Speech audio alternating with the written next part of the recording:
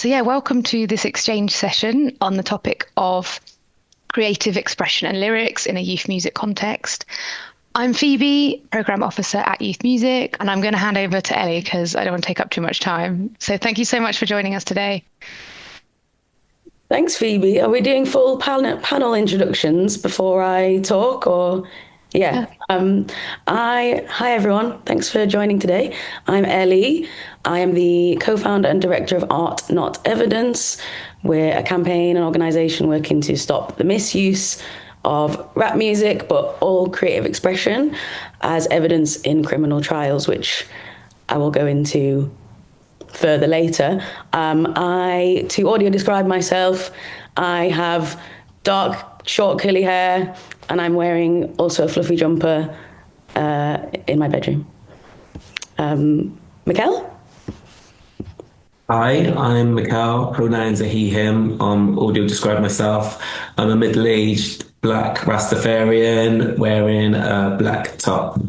And my role is youth engagement manager at the Music Works, a music charity based with working with young people from challenging circumstances. Michelle? Hi, I'm Michelle Hunter, and I'm the Director of Programmes and Marketing and the DSL for AudioActive. And we're a youth music charity that spans across Sussex, and we work with young people 12 to 25. If I have to audio describe myself, I am paler than I usually am because the weather is terrible at the moment. I'm sat in a office or a room in AudioActive. I'm white, and I've also got a fluffy jumper on. So clearly we're all wearing our fluffy jumpers, and I'll pass over to Rickardo. Thank you. Thank you very much, Michelle. Rickardo Stewart here, Serious Youth Violence Specialist, co-founder, Head of Quality and Innovation at Art Against Knives. Art Against Knives is a charity that's 15 years old. It's been working in partnership with young people and their communities to design safe and creative spaces across the borough of Barnet. And essentially we use creativity to make it possible for young people to imagine the change that they want to see for themselves and their community in the area. If I was going to audio describe myself, I am wearing a black a black jumper, a black woolly hat. I am, black British, and I'm here. Love it. Thanks, panel. Okay, so thanks everyone. I'm going to quickly talk about Art Not Evidence. So as I said, we're a campaign working to stop the misuse of rap music as evidence in criminal trials. The reason why we've sort of come together with Youth Music and the amazing panel today is because we're a coalition. Our ultimate aim as an organisation is to change the law, to stop this unfair, and as we'll come to see, racist use of lack of legislation to affect young people's lives. A little bit about me. I, until very recently, worked in the music industry. I worked at major labels and streaming services, and basically my journey was seeing this inequality in the music industry in many different ways. And my job was looking at the charts and working on rap music. And I started to see what I have never proved, but deemed to be a correlation between the rising success of rappers through the charts and equally a rise in then police surveillance and interaction with them, which led me to do more research. People know about Form 696 and these things that are affecting live music, etc. But I then came to find out that the music itself was being used to convict young people when a lot of the time they didn't actually do anything that's out of the ordinary for the genre. And I was being paid to promote this music for a big label at the time. It was all very odd. So came together with this lovely group of people you can see in front of you. And so our aim is to change the law, but that's obviously a long-term goal. And something we really wanted to work on is see if we can do something more in the short term. We know young people are being caught up by this issue when they shouldn't be. And is there anything we can do to stop people already getting caught into the system before the lawyers and the experts and have to do things once it's way too far down the line, right? So spoke to Youth Music, And we ended up getting some funding via another organisation to create a resource that we can hopefully help to explain to practitioners, youth workers, teachers, explain this issue because it's so complex, and some of the best practices, which is why we're here today with our lovely panel. So, very quickly, we've got lots of lovely supporters across justice, music, etc. So yeah, in the UK, rap evidence we've found to be used since at least 2005. So people who think this is just a drill problem, etc., it's very not. It's been happening since grime is the first time we've officially found in this country. And the only most recent research is that between 2020 and 2023, rap music was used in at least 68 trials involving more than 252 defendants. This is because it's very often joint enterprise or conspiracy cases where they use these gang narratives and they use the music to bring in these racist stereotypes.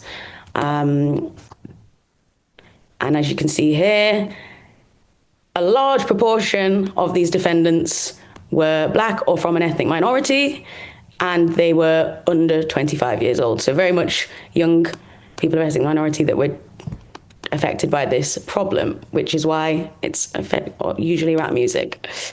There's been lots of press about this. It's all about the drill music, as I said, but there is lots of research and people have written books about how essentially since black creative expression was a thing, it has been criminalized, demonized, used to suppress these people. And what is happening now that we're fighting against is really just the most recent iteration. Quick example of research that I mentioned. This was a study where basically 3 sets of people were given 3 identical sets of lyrics that were violent in some way. And then one group were told they were country, one group they were told heavy metal, one group were told it was rap lyrics.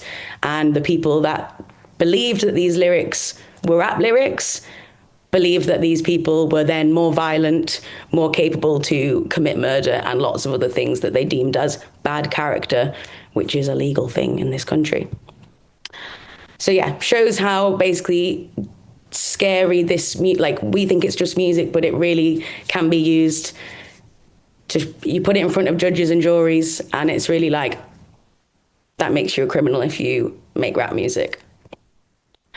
And yeah, so the reason why we're here and the reason how we kind of got to this point in Art Not Evidence is that we obviously spoke to youth workers and learning about how they experience lyrics in the booth and what goes on.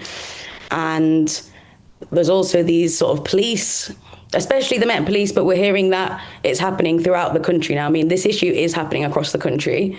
Like there is research that shows it's happening nationwide. It's not just the major cities, but there's other police forces now that have these special projects where essentially they're going on YouTube and Reddit and scraping to find this kind of evidence that they can use in their cases. And it sounds ridiculous that the police are using, in real court cases, Reddit and YouTube comments as evidence, alongside this rap evidence, but they genuinely are. So we're trying to do anything we can do to stop young people already getting into this very flawed, flimsy, evidence-filled system.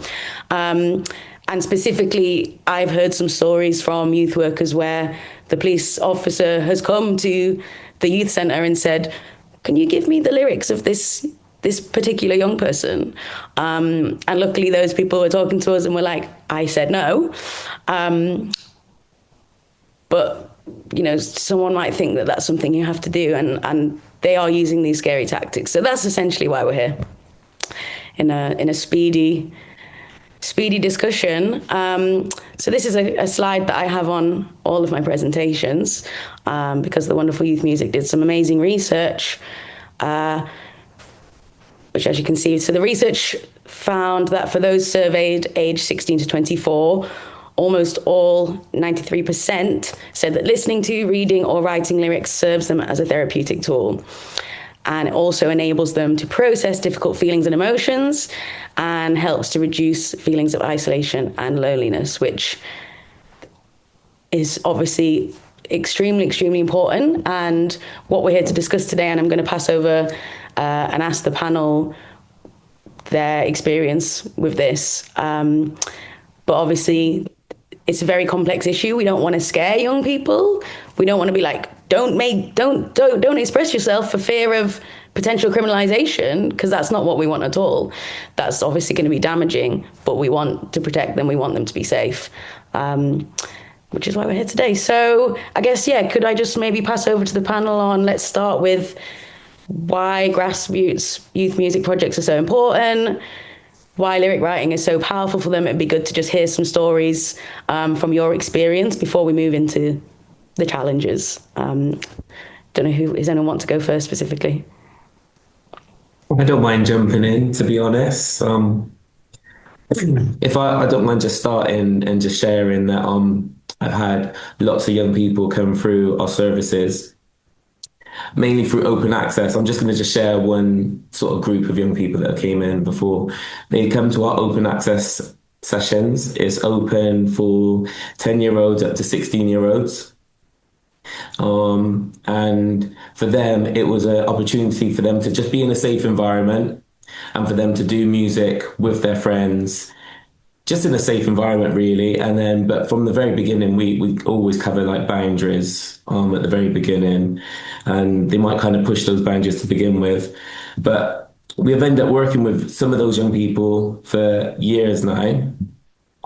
Some of them have gone on to do really positive things. One of them is incarcerated for a long time, but those young people have shared back to us now, like how those early sessions were for them, and having staff members that was very consistent at the very beginning was been very helpful for them. And then also they've shared back to us saying, because we were so consistent with how we was and how we was talking with them, it's been good for them. But they've actually then shared, they've now made the positive changes that they need to. It's had to come from themselves. But I think just having those sessions for those young people, it gives them like a sense of belonging. And that's one of the strongest things that's come out of it, and having positive relationships, and also just for them to make the right choices down the line.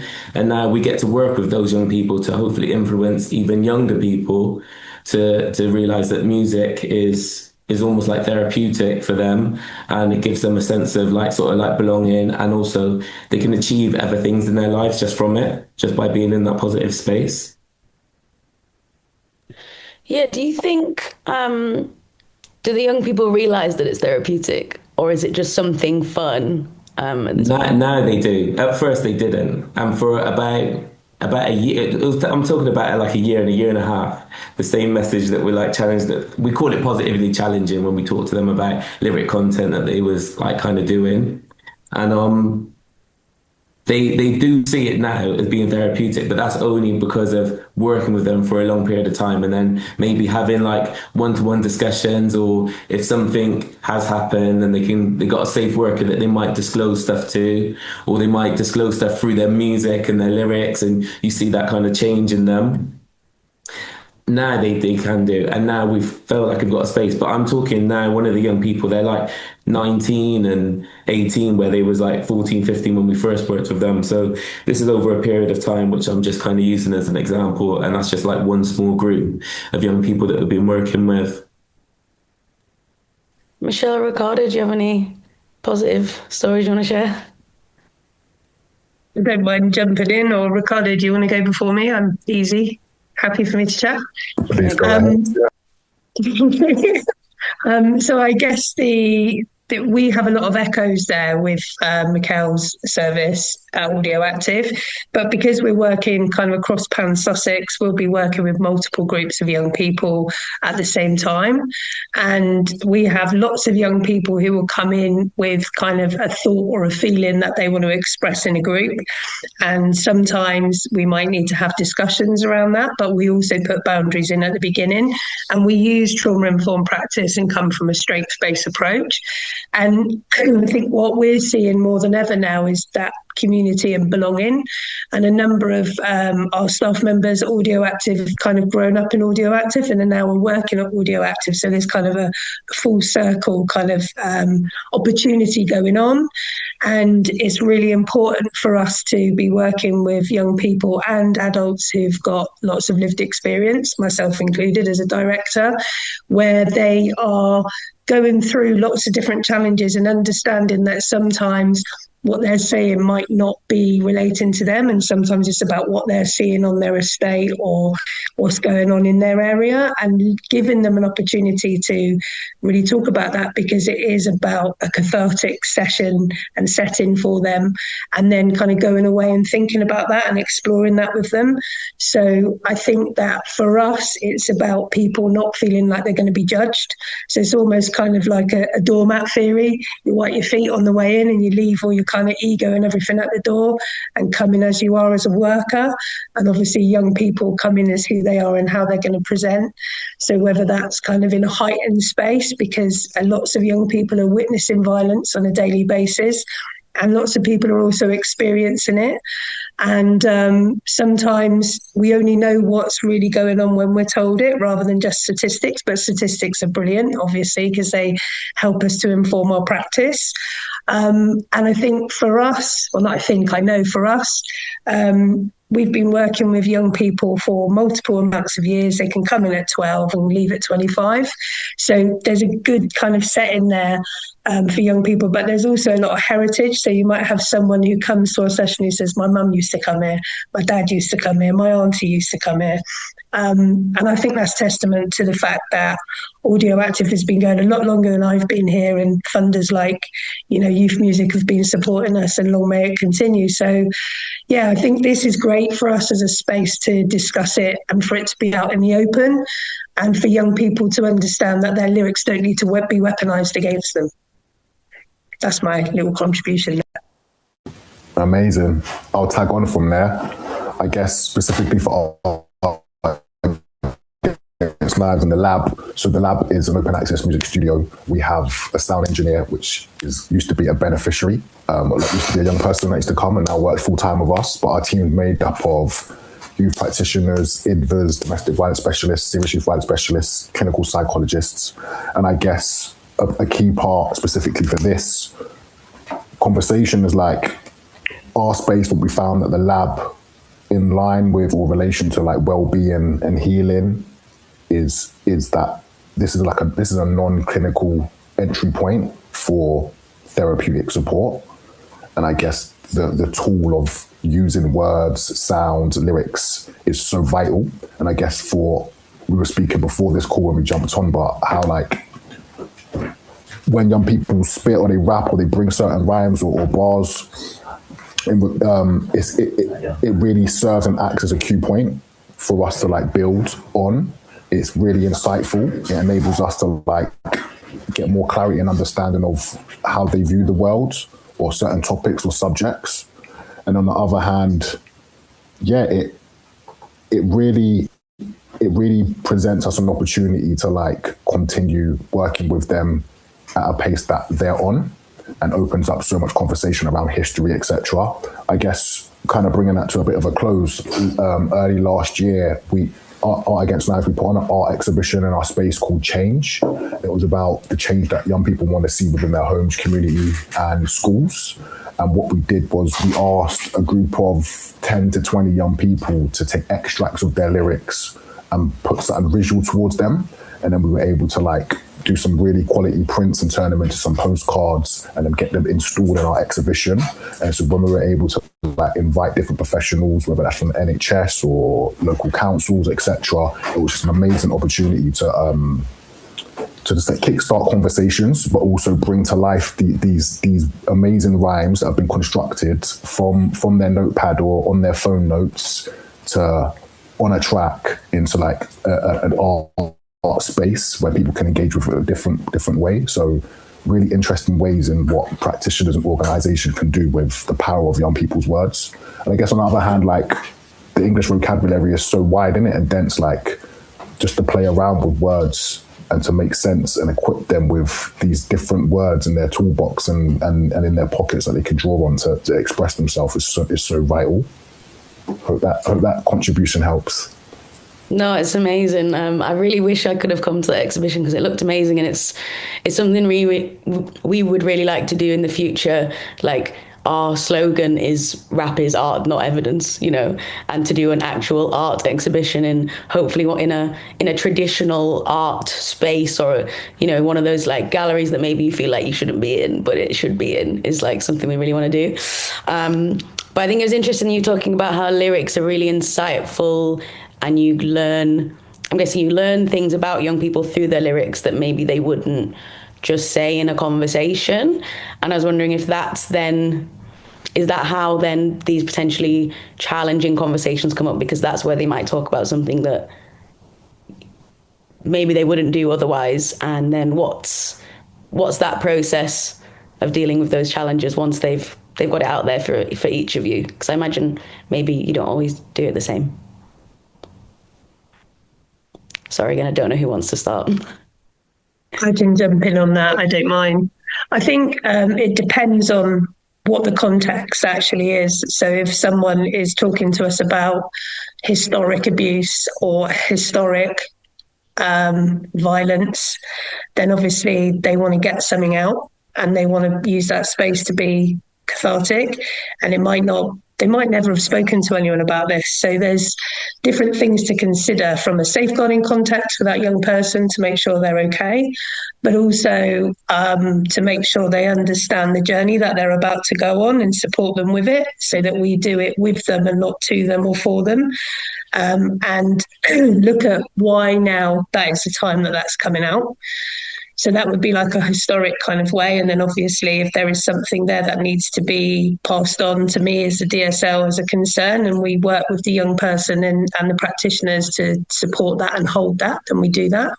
And obviously within that, we have to think about our team members and their kind of vicarious trauma that might go on. Because, even though we're in Sussex, we're still witnessing and seeing a lot of things around habitual knife crime and lots of knife kind of incidents that go on. And unfortunately, we've lost a few young people in the last couple of years to malicious wounding and murders.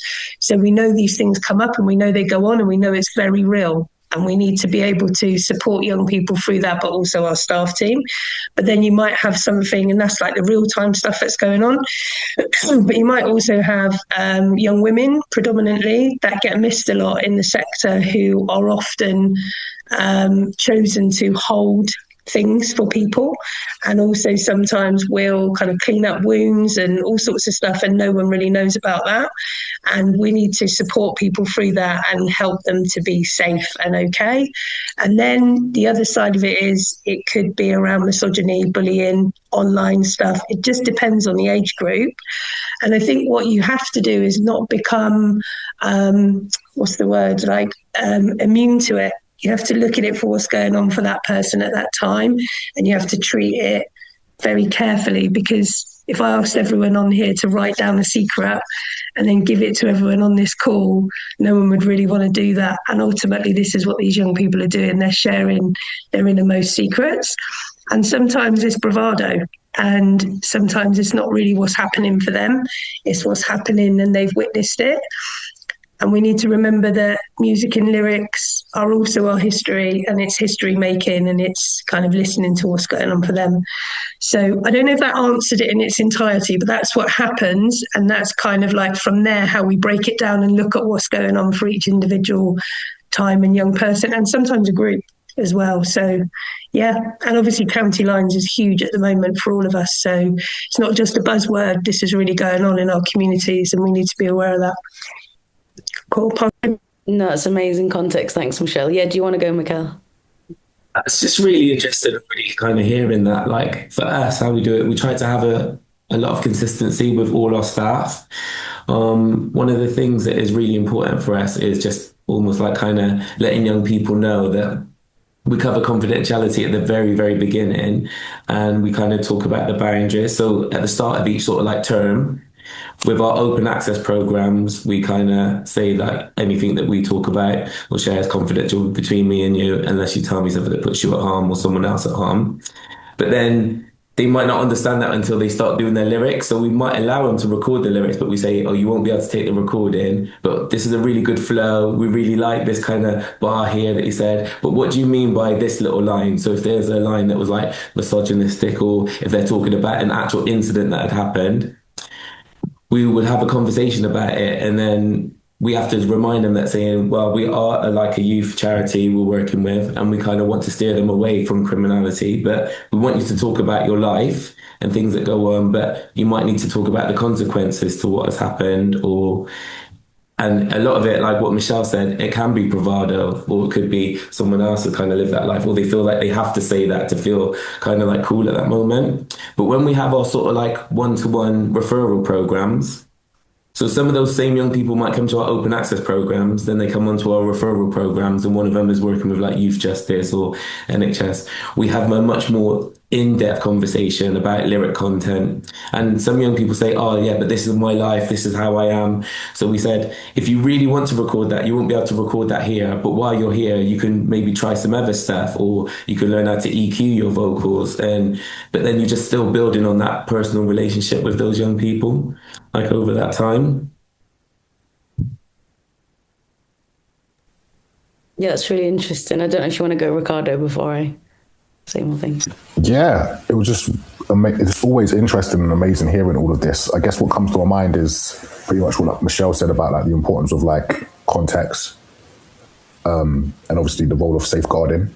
You know, like when you're in the moment, you're like you've got young people in the booth, or they're doing their thing, like participating in an activity. Like it's so important to like have that understanding, but also overstanding.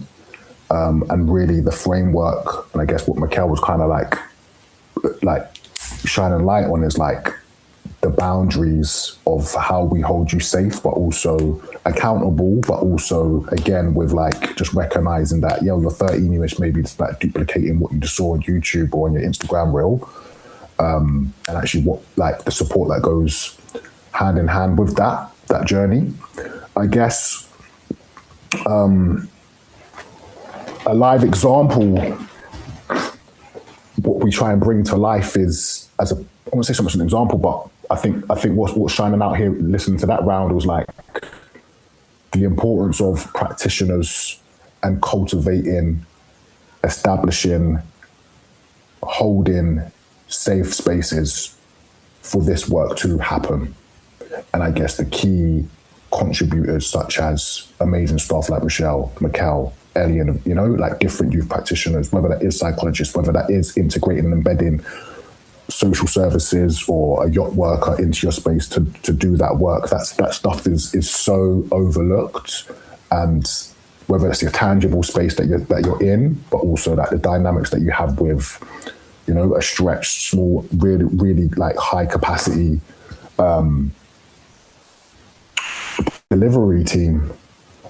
So sometimes I say a lot to like a lot of my crew, like on the ground, that do like frontline deliveries, like obviously like if in doubt shout, but like try and be like sometimes like remove yourself and be the observer of the activity and contribute to what's going on. But also, recognize the important times when you're gonna have to kind of like put your foot down or really challenge or bring certain stuff to a close. But yeah, really, really interesting. Yes, so it's so interesting, and that is really like why we wanted to do this session, because I think about these things a lot, but it's very clear to me I'm not the person to deliver this message. Like when we do this resource, that's why we need it to be built, and like with and through you guys. Because... Sorry, just one more thing. Is that okay? Can I have one more thing? The other thing we do at AudioActive is, and I'm sure other colleagues on the call will do this, is we will ask young people to think about how they would make this into a radio edit. So you couldn't go on radio and say X, Y, and Z. So how would you do it as a PG version? And that often brings them back to kind of thinking about how they would You know, if your tune was going on 1Xtra, what would that sound like? If you were going to be playing at a festival and it was under 18s festival, how would that look like? Because we deliver that as well, not the 1Xtra stuff, the festival stuff. So we'll often get them to think about that. And then sometimes that will open up to them kind of creating music around other things and other interests that they're into. One particular story I always tell is about a young person who wanted to rap about guns. And then the practitioner very skillfully and really well turned around and said to him, have you ever seen a gun? And he said, no, I haven't. And she said, okay, what do you love? And he said, my hamster. And they did a wicked rap about a hamster. So, you know, this young man's gone from being like, I'm a man on road and I'm doing this, to I want to talk about my love for my hamster. And that is that kind of, you know, separation thing sometimes where you can strip back and find out what's really going on in someone's heart, because it's all about the unity in the heart, in it. So that was... No, 100%. And that's exactly what's needed, because unfortunately, once this gets to a police officer or further, like whether it's bravado, whether you guys know that this is just a lovely young kid, they will so quickly be like, he did that, he said that. I think that's the thing that people don't understand about our campaign, is that it's so it can be the most generic thing, and it doesn't have to relate to real life or actual evidence. And these are the things that we want to change in the law. It's so true. I completely missed that point on my notes, but yeah, Michelle, you hit the nail on the head. We hear amazing talent come through our spot, and yeah, some of it, a majority of it isn't radio friendly. So there's always the question of, okay, like, I like this, can you make a version that I can play to my mum or my grandmother, or if it's going to go on radio? Because as a charity, we can't release certain things where you're like talking about chinging man up and doing all da-da-da-da-da. But at the same time, just the importance of like, they're essentially like journalists. They are telling us what's going on within their imagination, with what's going on in their community, and unfortunately, some of the real hardships of what they're experiencing, observing, or being part of. And so there's a fine line between specifically honouring and champion Black excellence or young Black artistic expression, and the precautions and the safety measures in place to ensure that they don't harm themselves, but also that their rhymes and their music and their creativity doesn't go on to harm anyone else. Yeah, do you guys think, like I was saying before about like not wanting to scare young people, like is the key really, rather than saying this could be really dangerous for you, is the key being actually how do you be more creative about this? How do you be more imaginative? How do you work through those things? Because I've thought that about, like, again, like I've worked in music, and you get submissions from young people from all sorts of other genres, right? Where maybe the topic is not violence in some way, but it's still like not that good yet, and the lyrics are generic, and you've heard this whole thing about love a million times, do you know what I mean? And those young people are allowed to go through that process, which is discovering who you are as an artist and getting better. And like, that is the process that you need these projects for, right? So is making sure that they have that opportunity and learning how to be creative in different ways. Do you think that's the key, rather than saying this could get you in trouble, don't do that, you know?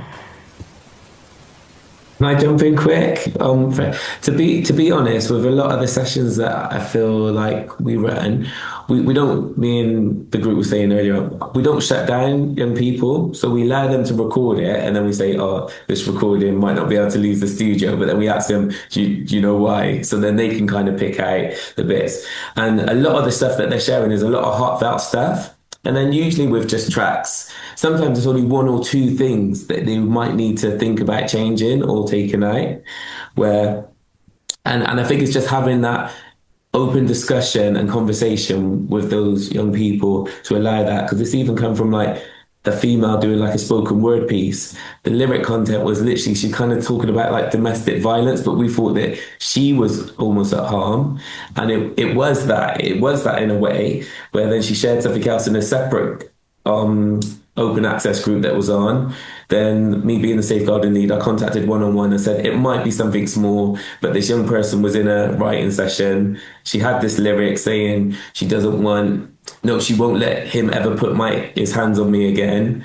And then she left the session really early because her words were like, my boyfriend's gonna go ballistic at me, and then left early. So then we did a check-in on her, and then they found out that, yeah, she's dating somebody much older than her, and he was known to be involved in sort of like criminality. So it's just people that expressing themselves and allowing them to express themselves, and we have those kind of conversations with them and giving them that space. And then they do know about what implications that could be had on them from stuff that they might talk about or share. And we speak with like young people at the very start on boundaries. I might show, when the person comes in for the first time, I'll be like, oh, can you show me some of the music you've done?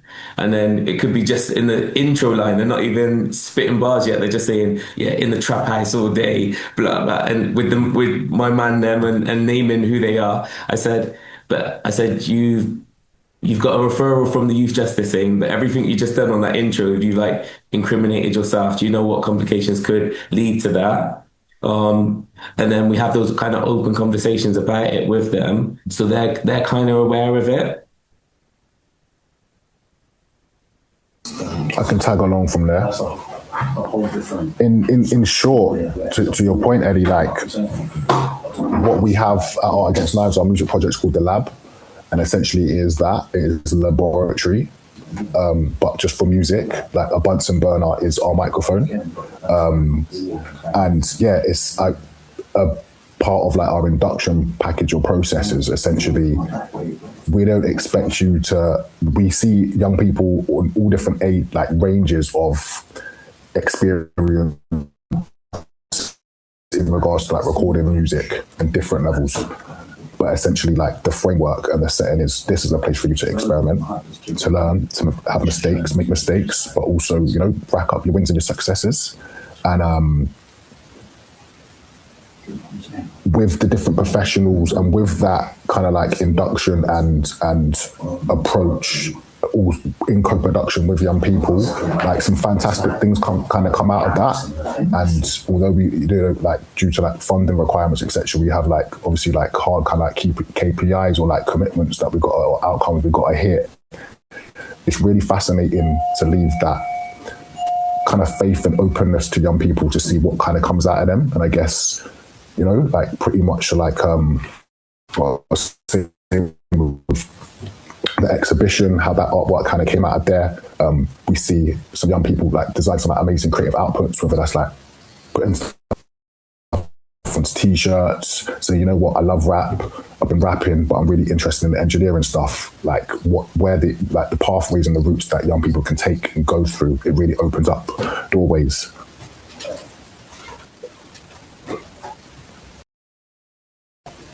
You're on mute, Elli. Thank you, Rickardo. Do you guys do this? Michelle, Rickardo, do you do the same thing where lyrics are maybe not allowed to go past the door, or is there a different strategy that you guys have? I'm interested in, like, when we're building this resource, like, I'm sure there's not a one size fits all for everything. And I don't know, I've just spoken to rappers who have been through this problem, right? And they're very much like, oh, I think my music is better now that I'm more creative, and I don't let those things out. And I'm just like, I wish you hadn't had to go through the criminal justice system to be like, oh, I think my music's even better, you know? Going back to the original question and to answer that from our point of view, we're really honest with the young people, because, you know, these young people are coming to us with multiple and complex needs. So they probably know more than most people on this call about life and the difficulties that life throws at them. So we just need to be honest with them. And in short, no, we do not allow that to be recorded and leave audio active, because we know that we could be closed down.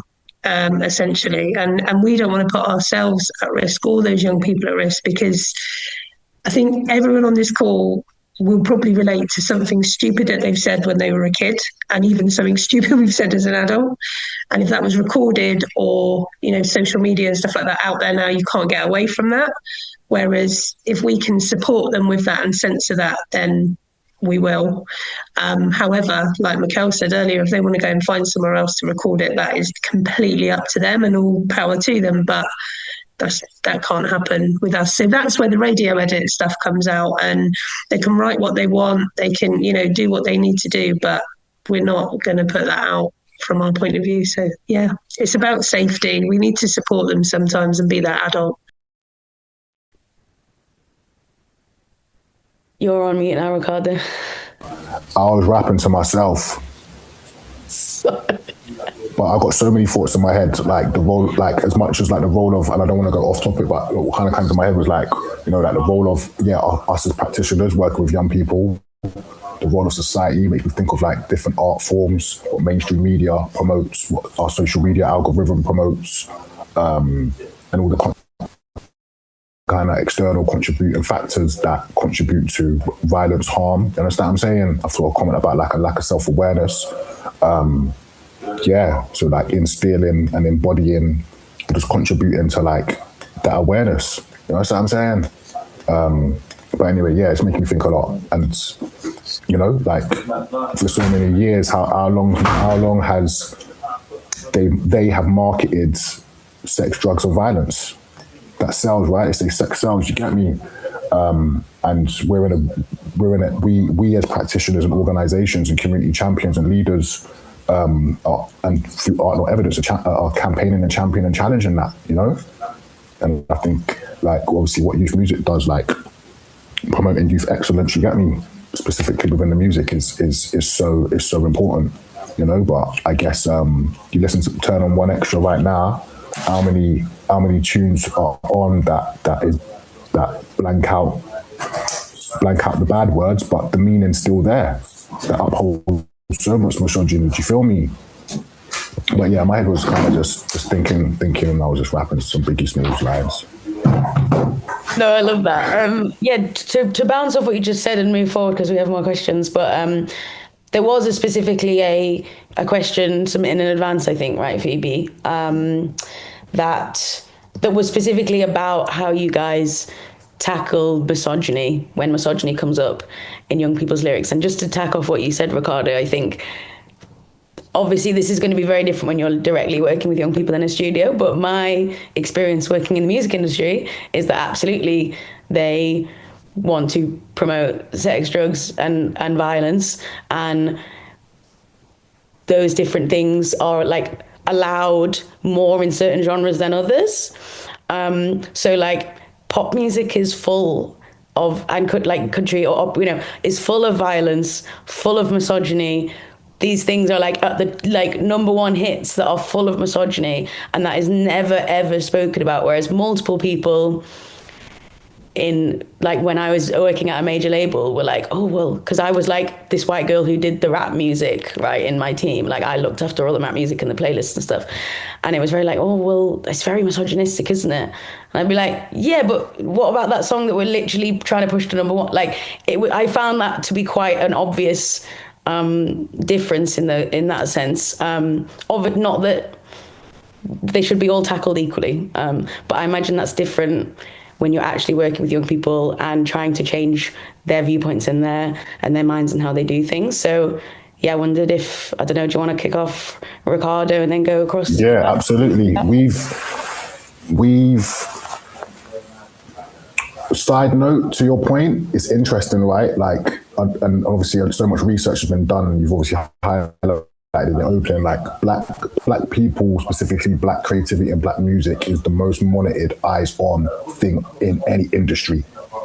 Like a microscope is on black athletes, black people, what they do. I think of, like research shows that young black men are most furthest from traditional mental health services, but coming out of the criminal justice system, they make up the most inpatients diagnosed with schizophrenia, and they're overly medicated. But that's another kind of conversation.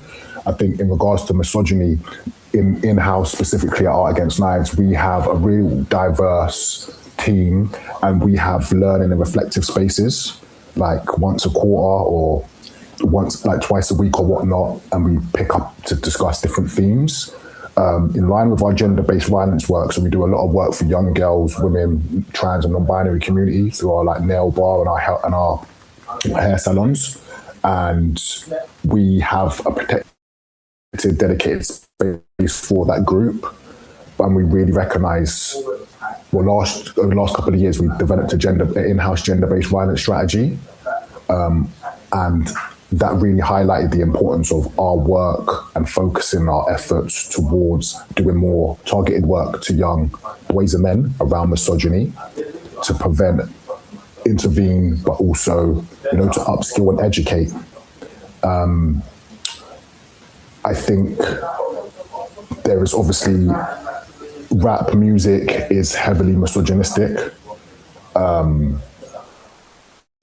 It has so much toxic masculinity, but at the same time, with Tupac, Dear Mama, we honor our mothers and the role of, aunties and grandmothers. So it can be very conflicting and confusing for a self-aware young person or a child, to make sense of what's going on. So I think one, as a developing organization, it's like really promoting the learning of and building relationships and partnerships with different organizations. So we did some work with like Brooke, who did some work, who like leads on like sexual health, but also working with different organizations to look at like this topic of misogyny. I think it's going to be an ever ongoing learning piece.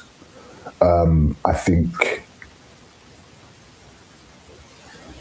that's where I'm kind of at with it. But in regards to like the misogynic stuff that kind of comes up in lyrics and that, it's like, we got ground rules over here, like if you're participating, that's just a no-go, you know what I'm saying? But I'll hand it over to the floor. I hope that's helpful.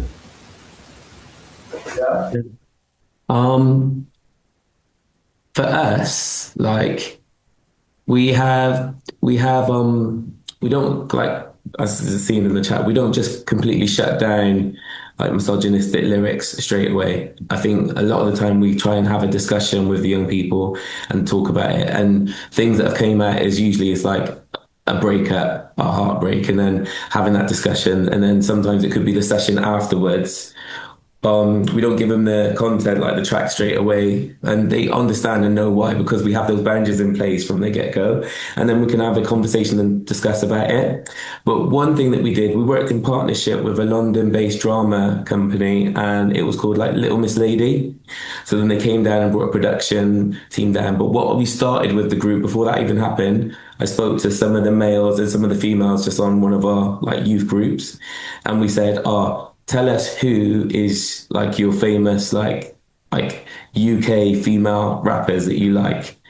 Some of the obvious names that came up, and then I asked them to come and bring back somebody that no one's not heard of. So that everyone was coming in with a new female artist, like both the boys and girls. But the boys were saying there's no good female rappers. So then the girls were being more empowering and bringing people in. Then we'd show them each session. And then we had this Little Miss Lady project in place. And some of the boys were then working with the girls to write lyrics.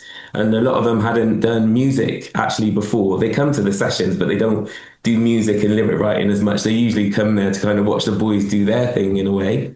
And that project was really successful. And I think just having opportunities for young people to be able to do stuff like that, you break down those barriers, and you're not like trying to like shut down like misogynistic lyrics in that kind of direct, like kind of teacher way. It's having those open dialogues and opportunities just to do it in a nice, basically challenging way, really.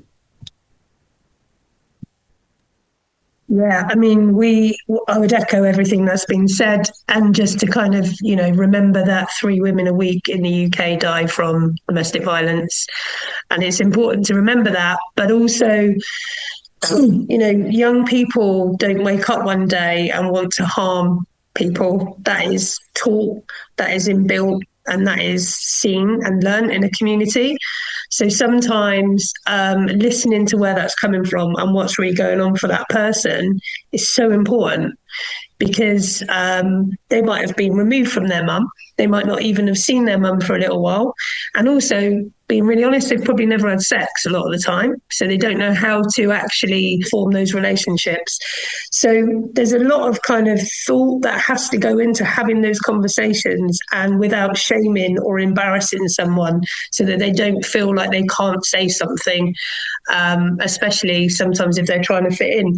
And just to wrap it up, we have a group called Room to Rant, which happens in Brighton and Worthing. And a couple of years ago, we had quite a lot of incel activity going on, and that was really tough for the team to deal with. But fortunately, we dealt with that very well. And we had a female counsellor in the room, and that helped to break down a lot of barriers, because then they were talking to a woman and they felt more comfortable with that. And it's like everyone said on the call, it's about listening and understanding, because all of our brains sometimes can muddle things up. And we've got to remember that a lot of the time we're dealing with young people and people in general who are SEND, who are neurodiverse, who've got so much going on. Like, this isn't just about saying something, it's about unpacking the whole person sometimes. And I think, listening to everyone on the call, I just feel quite proud to be sat on this panel with these guys, because it sounds like everyone's got like a real shared responsibility, and there's some brilliant practice going on. But it also brings me joy to feel that the young people are being held by good people. So, yeah. No, that's amazing. I think we'll move forward into what was some of the questions, as we've not got loads of time left. But I think one of the most important things that we do need to discuss is the fact that you guys are all working in trauma-informed ways, and can we maybe unpack that just a little bit further and more clearer before we get into those tensions and safeguarding questions? Can I ask? I'm happy to kick that off. Yeah, I'm happy to kick that off.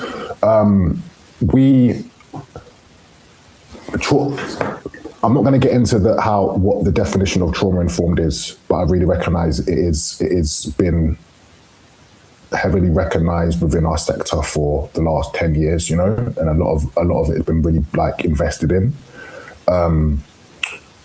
We work in partnership with an amazing organisation called MAC UK. They essentially specialise in mental health and taking it into the streets and doing amazing stuff. But we were able to be part of early on a model that they developed called Integrate model. And I know that's kind of been expanded and taken forward. I guess for me, as a practitioner, trauma-informed, there's so many key kind of principles or guiding ways to approach that. Alluding to what Michelle said, we see 450 young people last year. 175 of them were part of that make up our direct support, that so get that high level wraparound contextual safeguarding support, part of the case notes and that type of stuff allocated to staff. I guess that being able to mentalize them, hold them, and really get to an understanding of their journey and their lived and their experiences. And it's really challenging and difficult, especially what Michelle said around young people that have SEND needs. Understanding that if a child experiences some sort of harm, grief at an early age, what that does to the makeup of the brain, and what that does to the body. I know mental health is very kind of the idea of it being cognitive and what it does to the brain. Research shows that our brains are fully our prefrontal cortex that enables us to make decisions and assess risk is fully formed between the ages of 21 and 25. So there's a track record of young people coming up to that age taking the most risks. So I think alongside the cognitive is what happens to the body and the invisibility. We're starting to see a load more of young people being diagnosed with complex PTSD, Crohn's disease, heart disease, and alongside those that are most marginalised, whether that's socially, economically, and those contributing factors to why they are presenting and behaving in that way is really crucial. And this work really does take time. I feel I want to kind of cast a net on where and what trauma informed can do and where it can go, rather than like focusing on one specific kind of thing. I'm gonna pass it around to Michelle and Mikhail, if that's all right.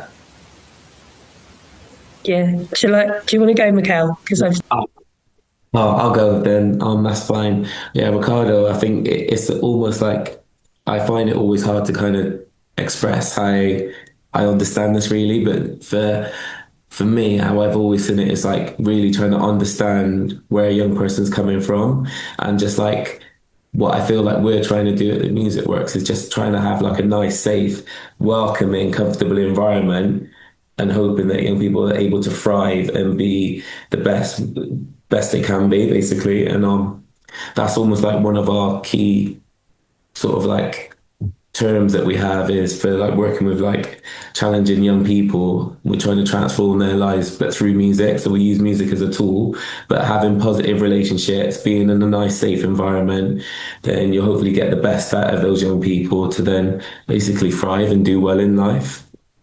And we've got just different ways in how we work, and we've got different programs for people to come on to. So we've got like our open access programs and then our referral programs in place. And we always try and work in partnerships with the organizations around us. What I think we do have that is good, and I would hope like lots of services that are in the chat, is just trying to really make true positive like connections with organizations. Like we do work closely with the police in a good positive way, and we work really well with like our social care teams and wraparound teams and the different agencies, and that kind of helps. Like we say to our music leaders, like we're not therapists and counselors, but we're there to listen to young people and our participants, and then we can hopefully signpost them to the best agencies and organizations if those young people need that.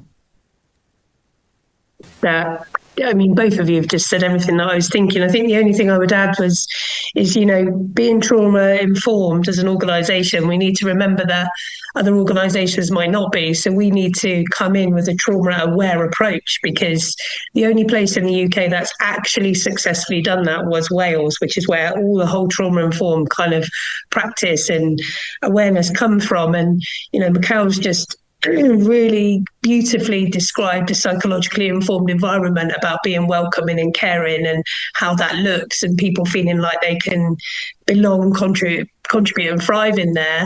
And I think, there's lots of brilliant models out there for people to understand, to learn how to work with young people and each other as colleagues in a strengths-based approach.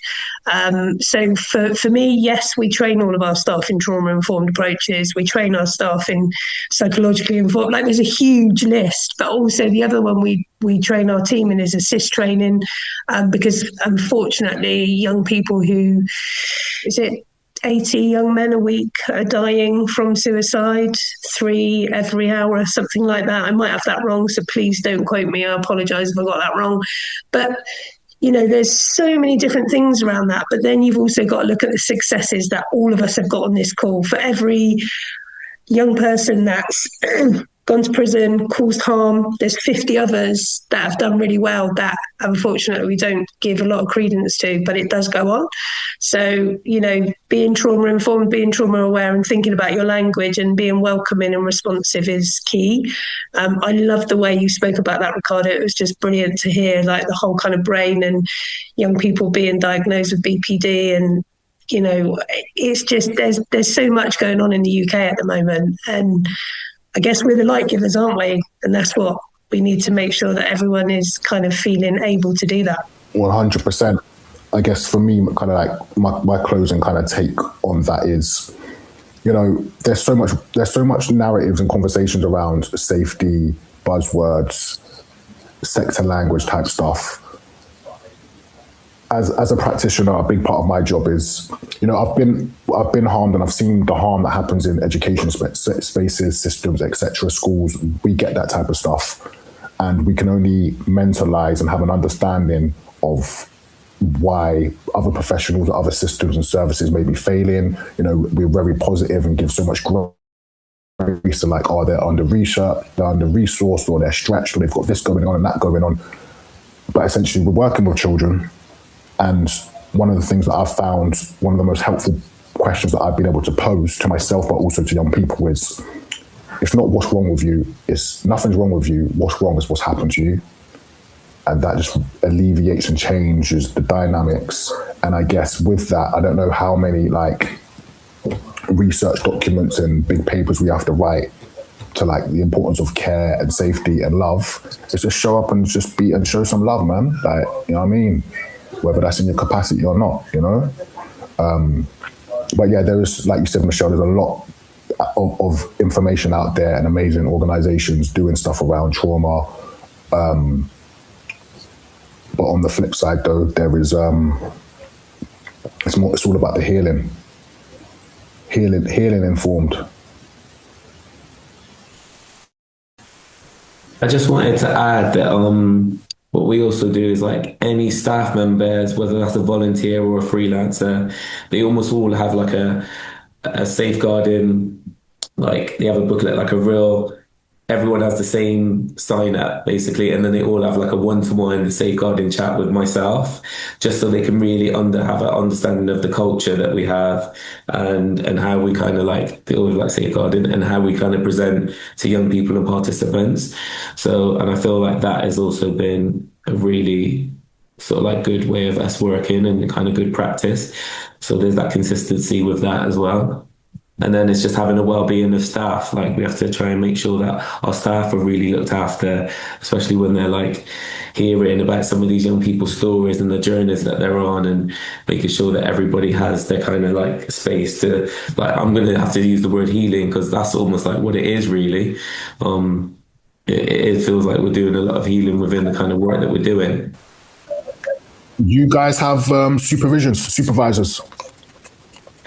We do, Yes. but because of this law with freelancers, it's not mandatory. So we have lots of like, we have our team meetings, then we have like kind of like some reflective supervisions for the workers and stuff like that. So we have lots of things in place, but at the same time, time is a big impact as well, having the time to like put those in as well. But that does happen, and we're trying to make sure we're having everything's in place at the moment because we're still learning as well. And that's why it's been really good and helpful for me to hear about like yourself and like the work that AudioActive do.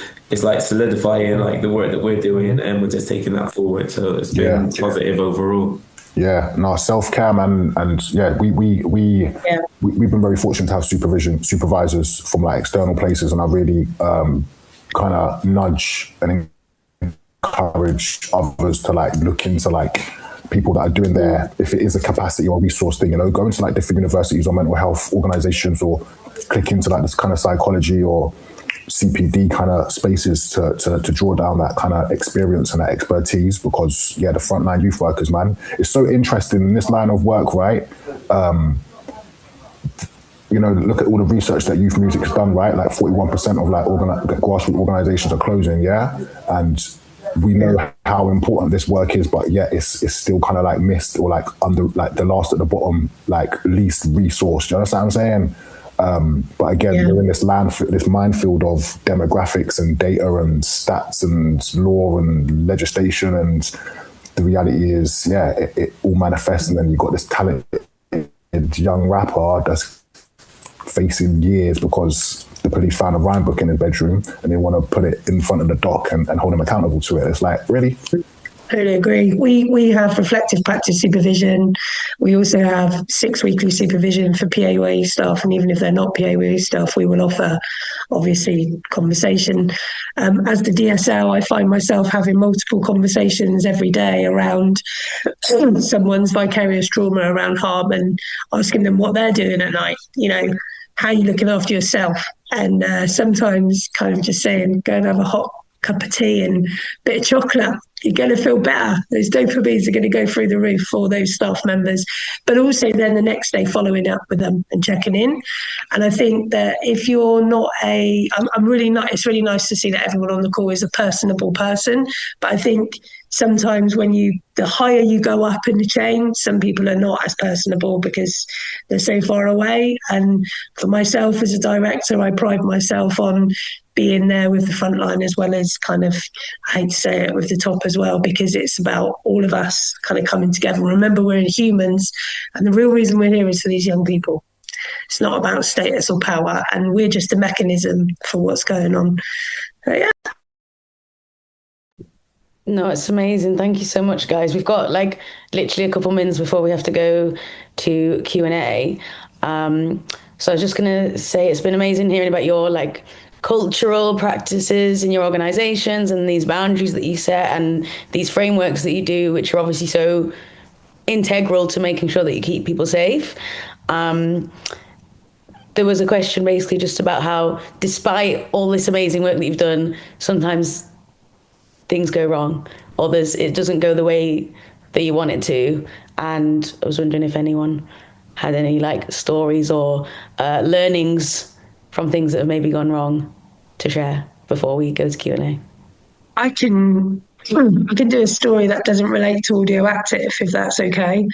I used to work in a supported housing project, and we worked with a young man who was a rapper who used to come to Room to Rant. He came into supported housing when he was 16 years old, and he stayed with us until he was 22. And unfortunately, because services didn't get involved in time, he ended up taking his life. And unfortunately, I was the person that found that young man.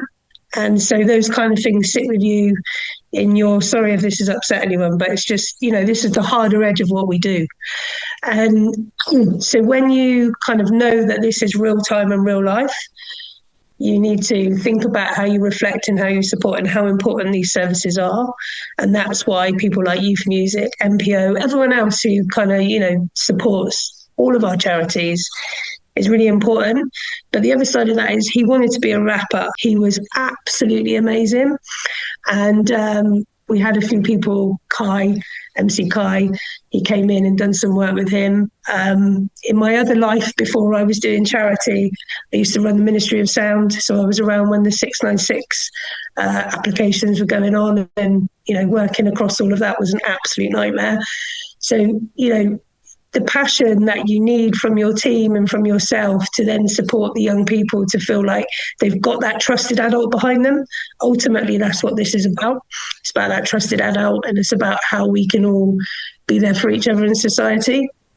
So I guess the moral of that story is that you can do all you can for a young person sometimes, and yet it will still go wrong.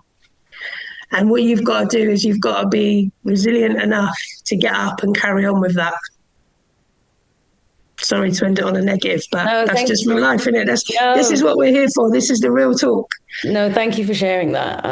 We've got like 2 minutes. I don't know if, Mikkel, you had one you might have had, or we can move to questions. No? Yeah, should we end on resilience? I think that's a nice way. Let's do some questions for a bit, and we can obviously keep the call open past 1:15, but if people have to go, there is an evaluation survey live, so it'd be really useful if you could complete that, because there is a question about the Art Not Evidence resource and what you'd like to see in it. So that might be an interesting thing to discuss now. So what do we want to see from the resource? What could be the content of this resource given what we've discussed today? If anyone wants to unmute and say anything at all, unrelated or related, that's fine. Maybe we'll just do that. Hands up. Hi, can I just add something quick? It's Lucy here. Sorry, I'm bit of an unusual one, so I'm the police officer in the room, but trust assured I'm super child-centred, and I've got the privilege of being a trustee now with AudioActive, which is quite new for me, and I'm heavily embedded in music and culture, and I do spoken word as well. I'm a bit of an anomaly in the building at work, to be honest. What I'm getting already from the intro that I've had with AudioActive, I mean, I've supported them for a while, but now I've gone in the building and understanding the work, is how much you're all doing. And again, I've followed Art Against Knives for quite a while now. And I just don't think the agencies, youth justice have got a bit of knowledge, but certainly police, they don't know about any of this work. I think they think you get a couple of kids go in, do a few sessions, write some stuff, and that's it. And they're not seeing the actual value of what it's bringing to the young people, but also, as I said in the comment, what that in turn provides the community with. And I don't know what your relationships are like, probably not great. And like, I'm trying to I'm that bridge for Brighton and Hove, because I have to be mindful how I speak, because my neurodiversity means I can be unfiltered. But I think you are doing so much, and you are doing more than a lot of statutory agencies can provide at times, and it's just unknown. And you're changing young people, and we don't know about it because it's so preventative as well. I could waffle on for ages, but somehow, somewhere, I mean, I'm going to do it in Brighton and Hove, bridge that gap. But people need to see the value of what you're doing, because it's incredible. I really appreciate it, Lucy. I'm going to dive in, and please correct me if I'm wrong, anyone on this call. The police are out to catch the crime and get the criminals. We're like, you basically said, yeah, we're on the preventative side, and unfortunately, young people are victims of crime and can be perpetrators. But yes, in practice, what does that look like? A couple of our crew, it really comes down to capacity and size. Myself and another colleague of ours sit on a independent advisory panel for the Metropolitan Police in the Northwest Borough that enables us to kind of hear insights from residents, but also the themes that the Met Police are focusing on in relation to deprivation, crime stats within those wards. I think that's probably been like one of our most fruitful places to build dialogue and a really healthy working relationship. Very mindful of the young people that we work with. Probably wouldn't be keen for us to be seen in partnership with young people when we really recognise, the harm that is caused by police services, specifically in London and across the UK, and those black and brown and the global majority children and young people. So it's a fine line, but I very much promote multi-agency working in some degree. But I think, in regards to like the clear remits of what specifically voluntary community sector organisations that are working in this line of work and the police, lots of crossover because of the nature of the benefit of the people that we're working with.